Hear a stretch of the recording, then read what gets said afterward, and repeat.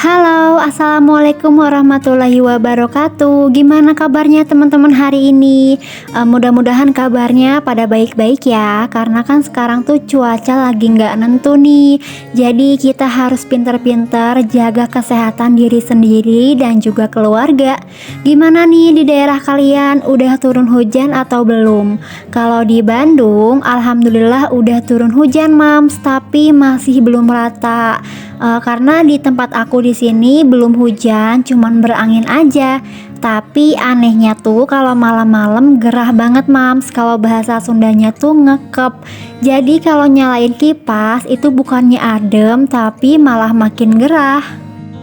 Oke, kegiatan aku pagi ini aku awali dulu dengan mencuci piring yang numpuk karena semalam itu aku tuh habis kejar deadline, bukan deadline juga sih. Jadi semalam itu aku fokus buat ngedit video sekaligus ngedubbing juga supaya bisa diupload kemarin malam.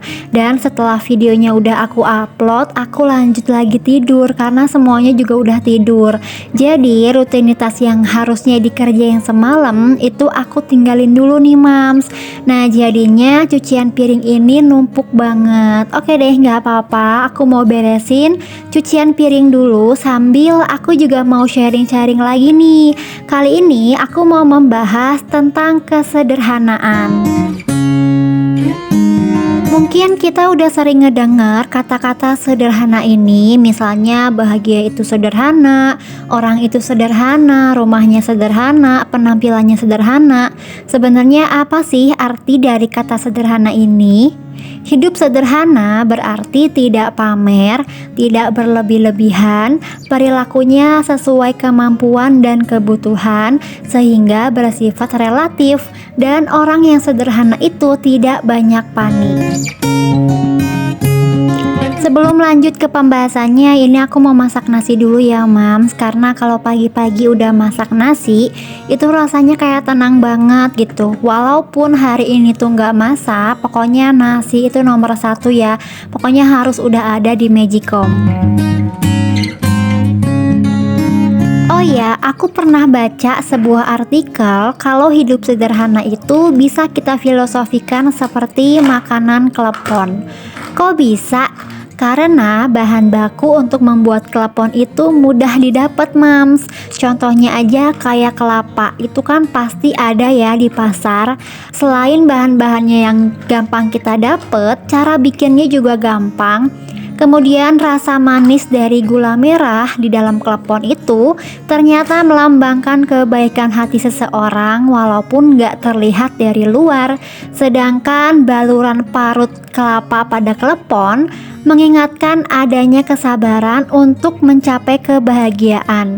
Karena untuk bisa jadi kelapa parut itu ada prosesnya ya, seperti harus ngebersihin kulit luar, membuang sabutnya, membuka balok, dan memindahkan airnya.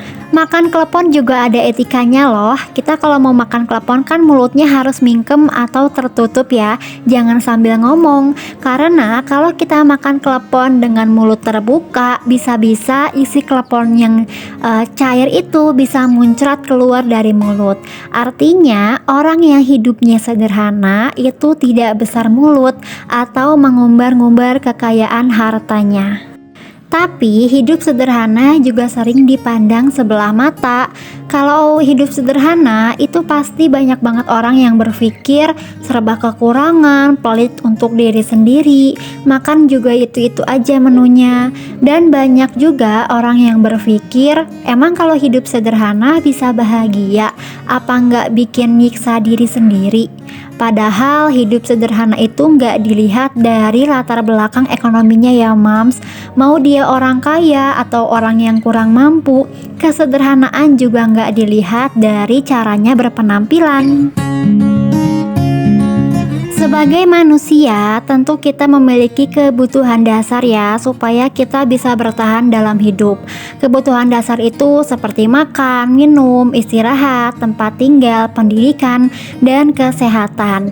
Nah, untuk memenuhi kebutuhan dasar itu, kita perlu menerapkan hidup sederhana dan tidak berlebih-lebihan. Karena dalam Islam mengajarkan kita semua untuk selalu hidup sederhana. Islam juga tidak pernah mengajarkan manusia hidupnya dijalani secara berlebih-lebihan. Hidup yang penuh dengan kesederhanaan itu bukan berarti hidup yang selalu dalam posisi yang terus merasa kekurangan, bukan juga berarti hidupnya secara pasif tanpa mau berikhtiar. Tapi sederhana dalam kehidupan itu memiliki makna hidup yang seimbang. Nah, ini adalah kegiatan aku selanjutnya. Ini aku lagi masak untuk sarapan sekaligus untuk menu makan hari ini. Ini aku tadi habis masak sop ya mams, tapi sopnya aku campurin sama telur puyuh. Terus aku juga mau bikin gorengannya, yaitu tempe mendoan. Nah, ini sopnya sebelum ditambahin roiko atau penyedap rasa, ini aku mau pisahin dulu untuk anak aku, karena anak aku juga doyan banget nih mam sop kalau dicampurin sama telur puyuh. Ini aku pisahin porsinya untuk sekalian 3 kali makan ARSY ya. Dan ini alhamdulillah tempe mendoannya juga udah jadi. Ini enak banget ya mams, kita makannya pas lagi anget-anget.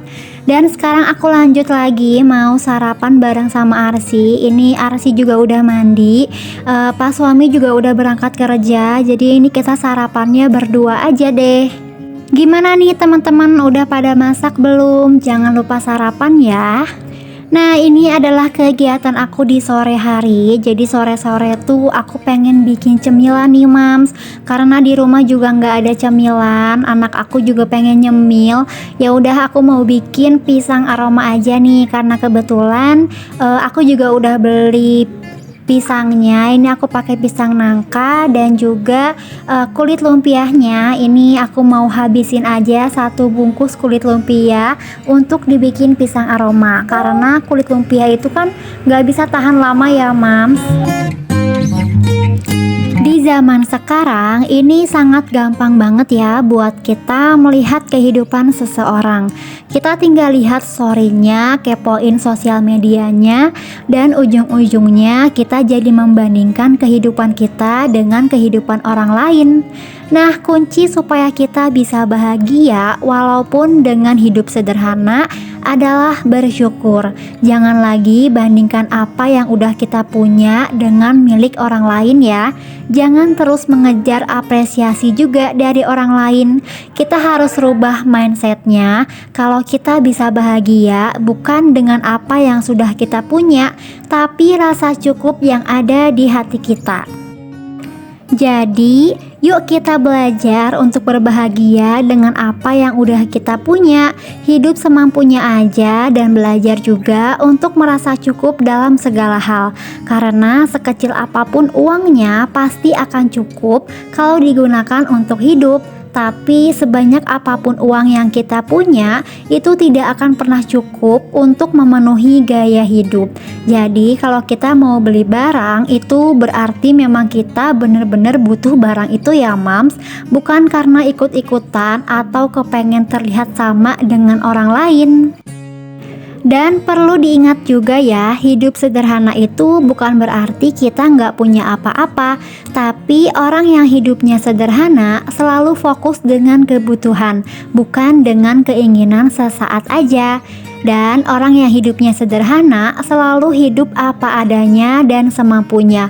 Walaupun mereka mungkin bisa aja ya menggunakan uangnya untuk berfoya-foya, menghambur-hamburkan uangnya, beli keinginannya. Tapi itu semua nggak mereka lakuin karena mereka selalu memikirkan masa depan, memilih untuk menabung uangnya dan hal-hal yang lebih penting lainnya. Nah, ini kegiatan aku selanjutnya. Ini aku mau ngerapihin mie karena kemarin sore tuh aku habis ke grosir buat belanja, tapi nggak banyak sih. Aku cuman beli mie rebus aja 5 karena mie goreng juga masih ada. Terus aku juga cuman beli kopinya Pak suami Indo Cafe itu cuman 1 renceng, dan aku juga beli kue buat stok di toples. Oke, sekarang aku lanjut lagi mau nyapu. Ini tuh aku nyapunya dari bagian belakang dulu ya, dari bagian dapur, terus nanti aku sapu sampai ke luar halaman. Cara supaya kita bisa menemukan kebahagiaan dengan hidup yang sederhana, yaitu jangan jadikan patokan kebahagiaan itu dari harta atau barang-barang yang kita miliki ya. Karena apa yang udah kita punya nggak selamanya bisa membuat kita bahagia, Mams. Karena roda itu berputar, kadang kita di atas, kadang kita juga bisa di bawah.